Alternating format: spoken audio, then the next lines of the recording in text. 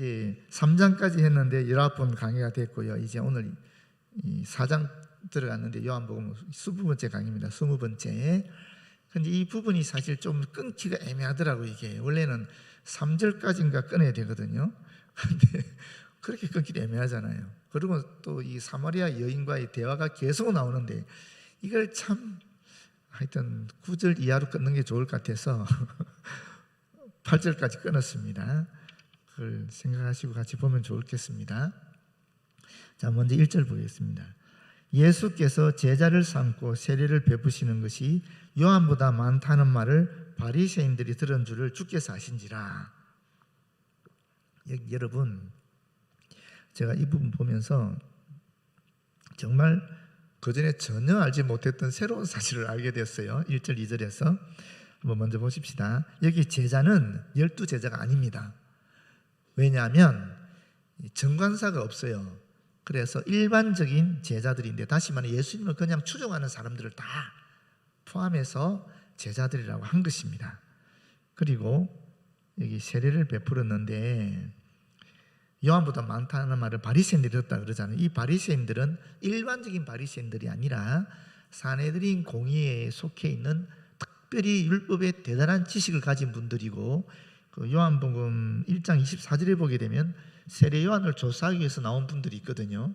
똑같은 분들이에요. 이분들이 뭔가 이단 사상을 가졌거나 또 율법에 대해서 잘못 해석하거나 하는 것을 조사하러 나오는 그 팀이 사내들인 공의회에 있는 거예요.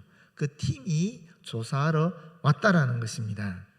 그런데 세례 요한이 바리새인들을 향해서 독사의 자식들이라 그랬는데, 그런 세례 요한에서 매우 큰 적대감을 가진 사람들이 또 세례 요한보다 더 세례를 많이 베푼다 그러니까 얘도 같은 동료 아니야? 라고 하면서 조사로 온 겁니다. 그런데 여기 보시게 되면 정말 누가 세례를 베풀었을까요, 여러분? 그 2절에 괄호가 나오잖아요. 예수께서 친히 세례를 베푸신 것이 아니요 제자들이 베푼 것이라. 저 이거 계속 읽었는데 왜 이 부분을 몰랐는지 모르겠어요. 지금까지 저는 예수님이 세례를 베푼 줄 알았어요. 근데 예수님이 세례를 베푼 게 아니고 단 한 건도 안 베풀었다라는 거. 이거는 이 원어 그대로 얘기하면은 예수께서 친히 단 한 사람에게도 세례를 베푸신 것이 아니요 이렇게 돼 있어요. 그리고 세례를 베푼 것은 누구냐? 제자들이었다라는 거예요. 예수님이 제자들에게 세례를 베풀라고 해서 제자들이 세례를 베풀었다라는 거예요. 그런데 이것이 소문이 와전된 거예요. 잘못된 거예요. 그래서 제자들이 베풀었는데 예수님이 베푼 것처럼 소문이 와전되어서 이런 일이 일어나게 된 것입니다. 그러면 여러분 이런 질문이 생기잖아요. 예수님은 세례를 받았잖아요. 세례 요한에게서. 근데 왜 예수님은 세례를 베풀지 않았을까? 그런 의문이 들잖아요. 왜 그런 것 같아요, 여러분? 왜 예수님이 세례를 베풀지 않았을까요? 예수님은 물로 세례를 주시는 분은 아니잖아요. 뭐로 세례를 주시는 분이에요? 성령으로 세례를 주시는 분이라는 게 첫 번째 이유예요. 두 번째 중요한 이유가 있어요. 그게 뭐냐면 이 복음서를 쓴 이 당시도 그랬지만은 그 당시에도 예수님 그 당시에도 세례 요한은 엄청 대단한 분이셨어요. 400년 동안 선지자의 계보가 끊겼잖아요.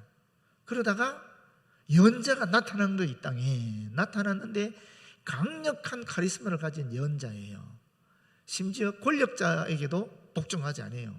종교 지도자에게도 순종하지 않아요. 그냥 하나님 말씀을 그대로 그냥 직접적으로 독사의 자식들아 그러면서 너무 시원하게 화통하게 그렇게 탁 전하는 분이에요. 정말 하나님의 예언자인 거예요. 백성들이 얼마나 기쁘고 즐거워했겠습니까? 그런데 이분이 물로 세례를 주는 분이에요. 그 다음에 예수께서 물로 세례를 주면 어떻게 되었겠어요? 그러면 예수님은 세례 요한의 후계자가 되는 거예요. 예수님이 세례 요한의 후계자가 되면 되겠어요? 안 되겠어요? 그건 아니잖아요. 그래서 예수님이 세례를 베풀지 않았다, 물로 세례를 베풀지 않았다 하는 해석이 있더라고요. 그 굉장히 타당한 해석인 것 같아요. 그리고 또 한 가지 더 생각할 것이 있어요. 그게 뭐냐면은 이 괄호예요. 괄호. 성경인데 왜 괄호가 있어요? 이상하지 않습니까, 여러분? 2절이 전체가 괄호로 묶여 있잖아요. 왜 괄호로 묶여 있을까요, 이게?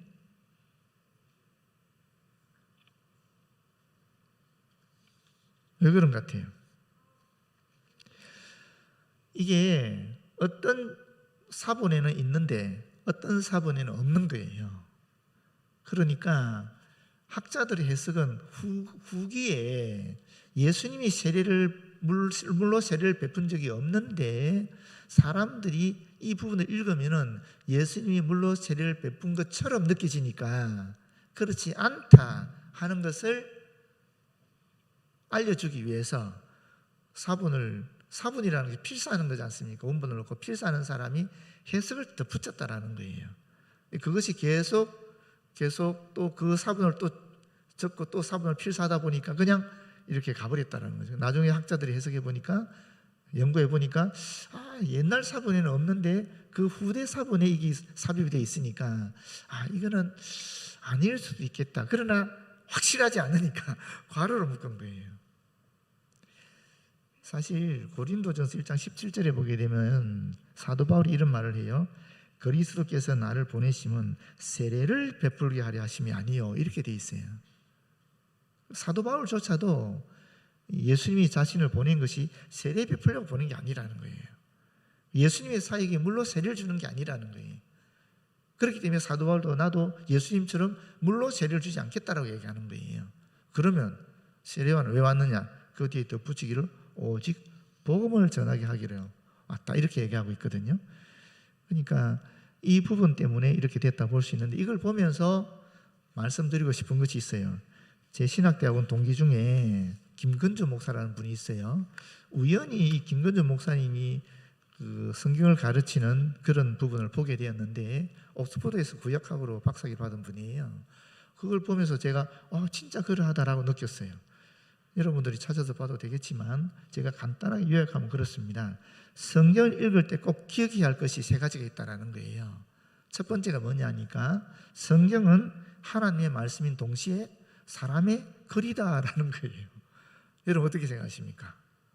사실 우리가 어릴 때는 축자 영감술이라고 해서 이 글자 한자 한자가 축자, 글자 하나하나가 하나님의 영감으로 기록된 말씀이라고 배웠어요. 또 그런 신앙을 가지고 살았어요.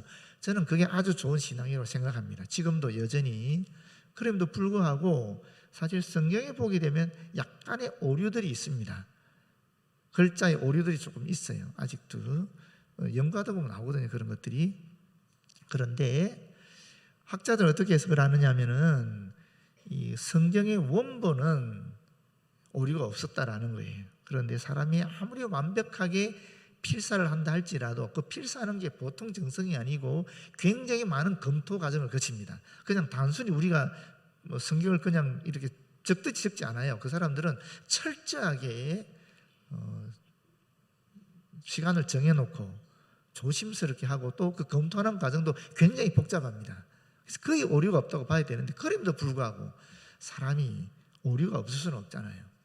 제가 이런 얘기를 들었어요. 제가 강경주 목사 설교 전집을 그때 할 때인데, 저희가 그걸 설교 전집 18건이 그걸 전부 9번 교정했거든요. 9번. 그런데도 오타가 나오더라고요. 그래서 막 실망해가지고 낙담해 있으니까, 그때 그 출판해 주는 분이 오셔가지고 그 이야기 하더라고요.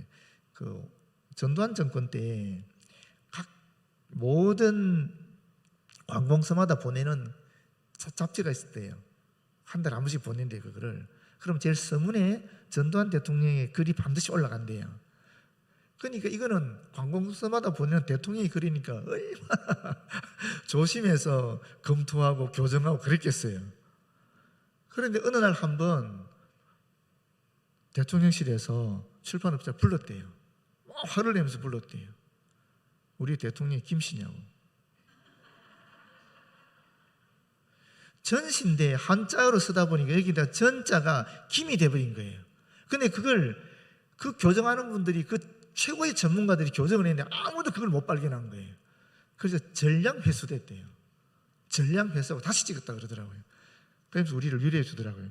국가에 사는 것도 그런데 목사님 하면 실수할 수 있습니다. 그래도 굉장히 큰 위로가 됐거든요. 그게 사람이 하는 일이에요. 그러다 보니까 그런 오류들이 있을 수 있어요. 그런데 이 말이 무슨 뜻이냐면은 성경은 하나님의 말씀이 분명합니다. 그렇기 때문에 하나님의 말씀이니까 우리가 성경을 읽을 때 어떻게 해야 되겠어요? 기도하고 읽어야 되는 거예요. 성경 읽기 전에 먼저 기도해야 되는 거예요. 이거는 소설책이나 다른 일반 서적이 아니거든요. 세상 사람이 쓴 책이 아니기 때문에 하나님 말씀이기 때문에 반드시 성경을 읽을 때는 기도를 먼저 하셔야 되는 거예요.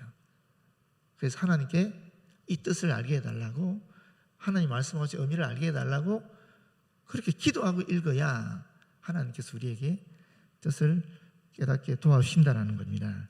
두 번째, 같은 맥락에서 이 성경은 동시에 사람의 글이라 그랬잖아요. 하늘에서 뚝 떨어진 책이 아니라는 겁니다. 우리 요한복음 제일 마지막 장 보시겠어요? 요한복음 21장 25절. 거기 보시면 21장 25절 제일 마지막이거든요. 요한복음에. 거기 묘한 말이 있어요. 예수께서 행하신 일이 이 외에도 많으니 만일 낱낱이 기록된다면 이 세상이라도 이 기록된 책을 두기에 부족할 줄 아노라. 무슨 말이에요 이거는? 낱낱이 기록하지 않았다라는 거예요. 기록은 누가 하는 거예요? 사람이 하는 거 아니겠습니까? 그것도 낱낱이 기록하지 않았다. 낱낱이 기록하지 않았다라는 것은 자기가 생각할 때 필요한 것은 기록하고 필요하지 않다고 생각하는 것은 빼버렸다라는 거예요. 취사 선택했다라는 거예요. 누가 취사 선택했겠어요? 하나님 취사 선택했을 것 같아요. 요한이 취사 선택한 거예요. 요한이. 그래서 이것은 사람의 글이다라는 거예요. 그럼 어떻게 하나님의 말씀이면서 동시에 이게 사람의 글이 될 수 있느냐? 이거 말이 되지 않느냐라고 질문할 수 있습니다. 그렇죠. 그런데 여러분, 우리가 어떤 믿음을 가지고 있어요? 예수님은 완벽한 하나님이시면서 동시에 완벽한 인간이다라는 고백을 하잖아요. 이게 말이 되는 겁니까? 말이 안 되거든요. 그런데 이것이 지난 2000년 동안 우리 모든 기독교 공동체에서 신앙인들이 고백했던 말이에요. 마찬가지로 이 성경 말씀은 완벽한 하나님의 말씀이 동시에 완벽한 인간의 글이다라고 볼 수 있는 거예요. 이해되셨죠? 그죠? 두 번째는 사람의 글인 것을 잘 이해해야 된다는 겁니다. 사람의 글이라는 것을 누가복음 1장 한번 찾아보시겠어요? 누가복음 1장 누가복음 1장을 찾아보시면 1장 1절에서 4절 말씀입니다. 보시게 되면 이런 말씀이 있죠.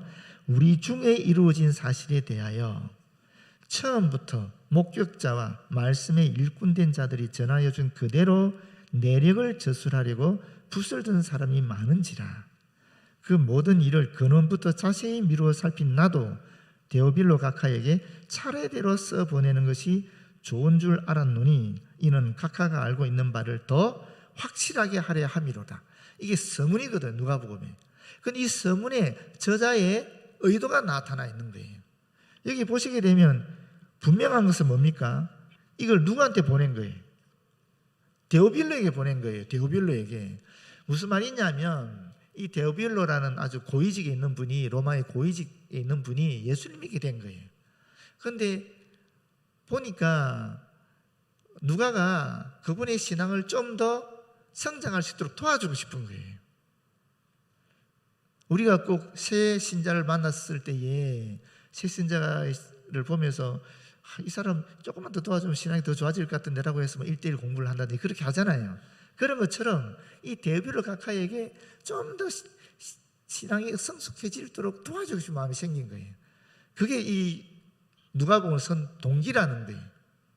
그 다음에 어떤 식으로 썼느냐 하면은 이분은 여기 보시면 내력이라는 말이 있잖아요. 내력을 저술하려고. 그대로의 내력. 이 내력이라는 말이 이야기라는 말입니다. 내러티브라는 말인데 이야기예요. 장르가 있다는 거죠. 나는 이 장르를 이야기식으로 풀어나가겠다라는 겁니다. 그러니까 성경책이 다 장르가 있다라는 거예요. 시편, 시잖아요. 욥은 작은 격언들로 구성이 되어 있거든요. 또 룻기나 욥기 같은 것, 잠언은 격언으로 되어 있고 욥기 같은 경우도 다 이야기들이잖아요. 또 우리 사무엘 상황 이런 것들은 다 역사서잖아요. 그런 형태의 장르가 있다라는 거예요. 그런 장르를 이 사람은 누가복음의 이야기식으로 쓰겠다라고 얘기한 거예요. 누가가. 그뿐만 아니라 되게 재밌는 말씀이 있는데 붓을 든 사람이 많대요. 그러면 그 당시에 예수님에 관해서 쓴 책들이 많았다라는 겁니다. 그러면 누가는 이 책을 쓴 저자인 누가는 그 책들을 갖고 있었겠어요? 없었겠어요? 거의 다 갖고 있었을 거라는 거예요. 그리고 또 예수님 사건에 대해서 아는 분들, 베드로나 요한의 야고보 찾아가서 다 물어봤을 거라는 거예요. 책들은 다 끌어모으고 또 살아계신 분들 만나서 그 사건을 청취하고 이랬을 거라는 거예요. 그러면서 어떻게 글을 썼느냐 하면은 여기 보잖아요. 처음부터 목격자와 말씀에 일꾼된 자들이 전하해 준 그대로 인터뷰도 하고 책을 쓴 사람들 책도 다 읽고 그렇게 하면서 그 모든 일의 근원부터 자세히 미루어 살핀 나도 차례대로 써보내는 것이 좋을 줄 안다. 차례대로. 그게 누가복음에 없는 것들이 많아요. 다른 복음서에 없는데 누가복음에 있는 것들이 많아요. 오해할 수 있겠네요. 누가복음에 없는 것들이 많다 하면 이상하고. 마태복음은 어떻게 시작됩니까? 마태복음 동방박사 얘기 시작되잖아요. 그죠? 그리고 요한복음은 아예 어른이죠. 마가복음도 어른이죠. 어른 예수부터 시작하는데 누가복음에는 이 세례 요한의 탄생이 나와요. 예수님이 태어나기 전에 얘기가 나오는 거예요. 그리고 또 마리아가 수태를 고집받는 그런 사건도 나오잖아요. 그러니까 그 전에 없었던 이야기들을 그 근원부터 처음부터 다 살펴서 차례대로 적기 시작했다는 거예요. 그러니까 이런 것을 보게 되면 이게 처음에 누가가 이 책을 쓸 때에 성경책이 될 줄 알고 썼겠어요? 아니에요. 전혀 그렇지 않다라는 거예요. 처음에 이분은 소박한 마음으로 썼어요. 자기 친구 데오빌로가 예수를 믿게 되었는데 다른 책 마가복음을 줄 수도 있고 마태복음을 줄 수도 있지만 뭔가 좀 부족하더라는 거예요. 그래서 근원부터 차례대로 이 사람한테 맞게 쉽게 설명해 주면 이 사람이 훨씬 더 신앙이 좋아질 것 같으니까 그래서 본인이 그렇게 썼다라는 거예요. 이 책을. 그런데 이 책을 본 데오빌로가 읽어보니까 너무 좋거든요. 그래서 어떻게 했어요? 다른 사람에게도 한번 읽어보라고 준 거예요. 같이 신앙생활하는 사람을 준 거예요. 그 사람들 보니까 너무 좋으니까 이 책을 막 필사하기 시작하는 거예요. 그래서 막 기독교 공동체 이 책들이 막 알려지기 시작하는 겁니다. 그리고 100년도 지나지 않아서 이 책을 통해서 삶이 변화되는 걸 경험하는 거예요. 자신의 삶이, 사람들의 삶이 변화되는 걸 경험하는 거예요. 이 글을 통해서. 그러면서 기독교 공동체 안에서는 이거는 하나님의 말씀이지 않냐, 이런 공감들이 형성이 되는 겁니다. 그러다가 기독교 공동체가 연합해서 회의를 통해서 이건 하나님의 말씀이다라고 결정해서 오늘날 하나님의 말씀이 되었다라는 거예요. 여러분 어떻게 생각하십니까? 일리가 있죠, 그죠? 그런데 이해가 되잖아요, 그렇게 얘기하니까, 그지요? 그러니까 여기서 우리가 알 수 있는 게 뭐냐면 이게 사람의 글이다. 누가가 그렇게 고민하고 그렇게 여러 책들을 다 끌어모으고 애를 써서 이 책을 썼다면 우리가 이걸 읽을 때도 애를 써서 읽어야 되는 거죠. 연구하면서 읽어야 되는 거예요. 생각하면서 읽어야 되는 거예요. 그렇지 않나요? 그게 맞지 않겠어요? 그러면 더 하나님으로부터 깊은 뜻을 발견할 수 있는 거죠. 마지막 하나가 뭐냐면은 이 책은 첫 번째 독자가 있어요. 누구를 향해 썼다 그랬어요? 데오빌로를 위해서 썼다 그랬잖아요. 데오빌로와 우리는 몇 년의 차이가 나겠어요? 약 2000년의 시간의 차이가 있고 공간의 차이가 있는 거예요. 역사가 다르고 문화가 다른 거예요. 생활 습관이 다 다른 거예요. 사상이 다른 거예요. 그런데 이걸 우리가 지금 이 시대에 이 사람이 쓴 것을 그대로 받아들이게 되면 어떻게 했어요? 심각한 문제가 발생할 수도 있는 거예요. 대표적인 게 신천지. 사실은 1차 독자들은 그 시대 사람들이에요. 그러면 우리가 이 성경을 읽을 때 그 시대의 사람들의 생각 안에서 보는 것이 좋아요. 첫 번째로는. 두 번째는 그 다음에 이 책이 지금 나에게, 이 말씀이 나에게 어떤 의미로 다가오는지를 하나님께 물어야 되는 거겠죠. 그래서 기도해서 읽어야 되는 거예요. 그걸 무시하면 안 된다라는 거예요. 그렇다고 하나님 말씀이 역사하지 않겠어요? 아무리 제가 여기서 이건 인간의 글입니다라고 얘기한다 할지라도 하나님의 말씀인 건 변할 수 없는 진리잖아요. 우리가 아무리 이렇게 하더라도 하나님의 말씀 그대로 역사하는 능력이 있거든요. 그래서 이렇게 성경을 읽는 것이 훨씬 바람직하다 하는 이야기를 하는데 저 굉장히 공감이 되더라고요. 그래서 우리도 그렇게 봤으면 좋겠어요. 그래서 오늘 이 자리가 있는 거죠. 20분 정도 한 것을 제가 5분 만에 다 얘기했으니까. 자, 그 다음에 3절입니다. 유대를 떠나서 다시 갈릴리로 가실 때, 여러분, 예수님이 왜 유대를 떠나서 갈릴리로 가셨을까요? 왜냐하면 알려질 만큼 알려졌거든요. 유대 땅에. 유대의 땅은 사실은 바리새인들, 사내들인 공의회, 이 사람들이 다스리는 곳입니다. 철저하게. 근데 예수님은 아직 자기 때가 안 됐잖아요. 근데 지금 여기서 바로 바리새인들하고 붙어버리면 어떻게 되겠어요? 사역을 못하는 거죠. 그래서 예수님 보시면 하여튼 계속 이 얘기를, 내 때는 아직 이르지 아니하였거니와 내 때가 아직 차지 못하였으니 때가 아직 이르지 못하였나이다. 인자의 영광을 얻을 때가 왔도다. 때에 대한 얘기 굉장히 많이 하시거든요. 그래서 지금 이거는 예수님이 첫 번째 사역, 유대 사역이 첫 번째 사역인데, 첫 번째 사역에서부터 유대 땅을 지배했던 가장 강력한 집단인 그 사람들을 직접 부딪혀버리면 어떻게 되겠어요? 사역이 더 나아가지를 못하는 거예요. 그래서 사실은 예수님이 피하신 거예요.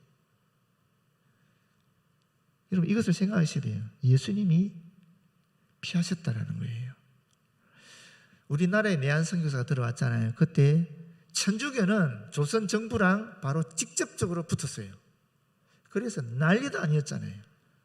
바로 충효 사상을 공격해 버렸거든요.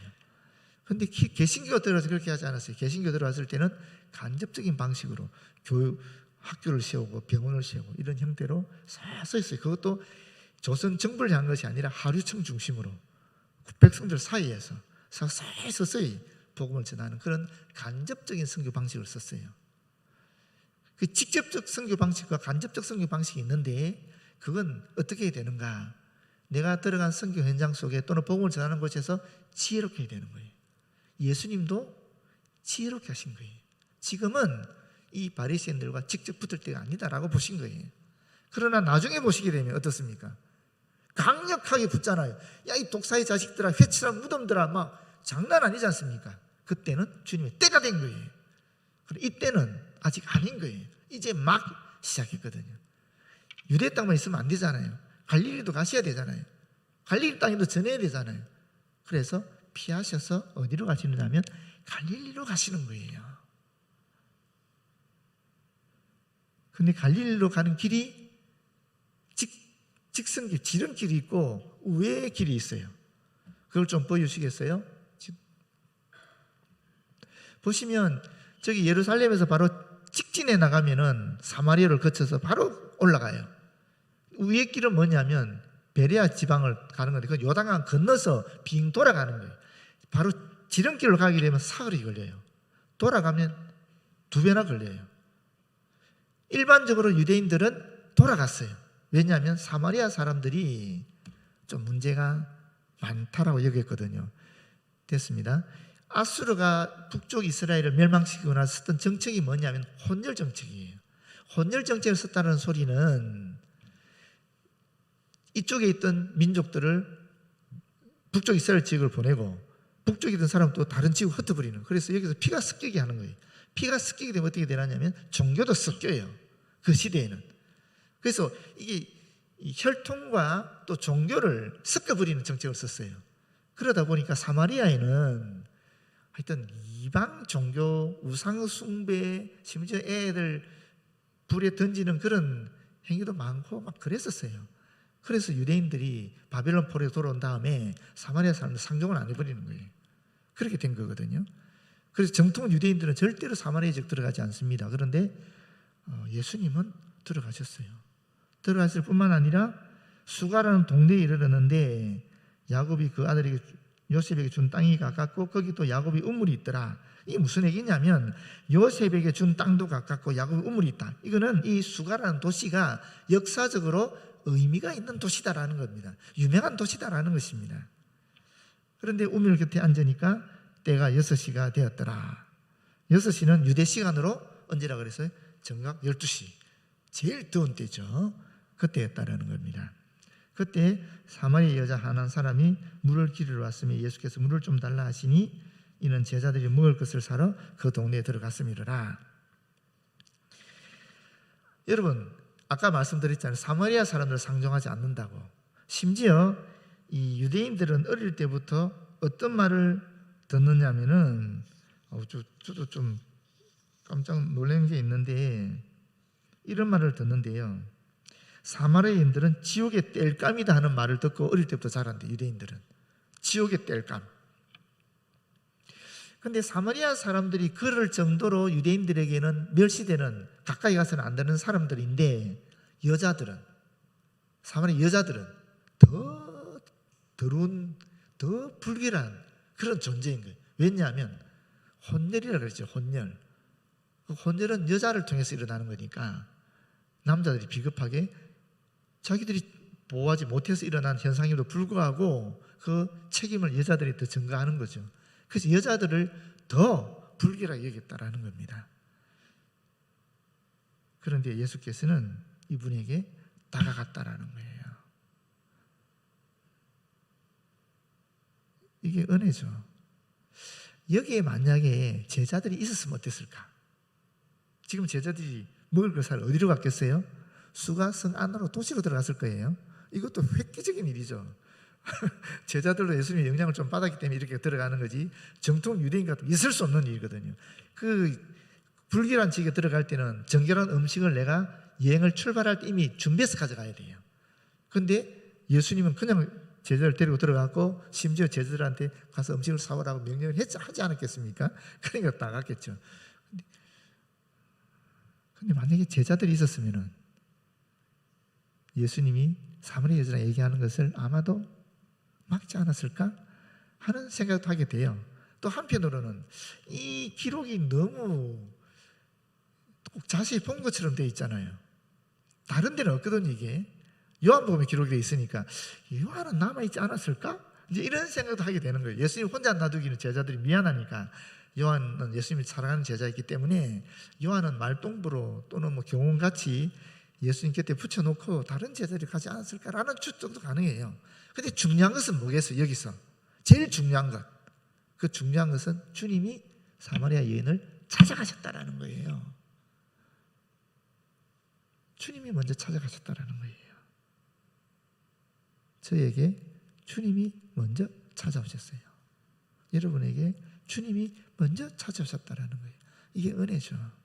세상 사람들은 나를 더럽다 할 수 있고 세상 사람들은 나를 오해할 수도 있고 세상 사람들은 나를 인정하지 않는다 할지라도 비록 내가 실수하고 넘어지고 또 주님 앞에 부끄러운 짓을 한다 할지라도 주님은 언제나 나를 찾아오신다라는 거예요. 내가 어떤 행위를 했든 상관이 없이 주님은 언제나 나를 사랑의 눈으로 보시면서 찾아오신다는 겁니다. 그게 우리에게는 엄청난 위로가 되는 거죠. 언제나 무슨 일을 했든지 상관이 없이 우리가 눈을 돌리기만 해도 주님은 그 자리에 나를 보고 계신다라는 거예요. 여러분 그런 주님의 눈을 보시기를 바라요. 그 사랑을 여러분이 느끼시기를 바라요.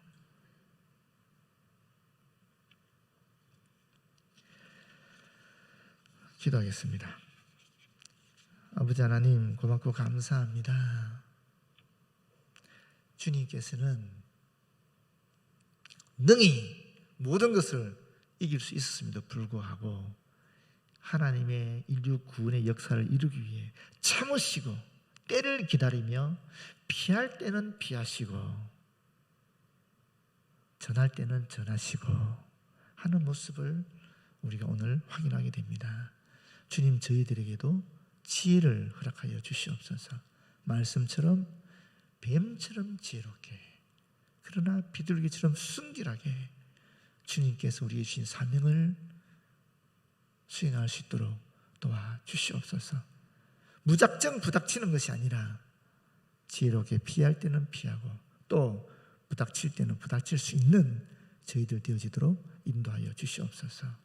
또한 여기에서 우리는 주님의 귀한 음성을 듣습니다. 주님께서는 사마리아 여인을 찾아가셨듯이 언제나 우리의 형편 처지와 상관이 없이, 우리의 신앙 상태와 상관이 없이 언제나 주님께서 우리에게 찾아오신다는 것을 다시 한번 확인하게 됩니다.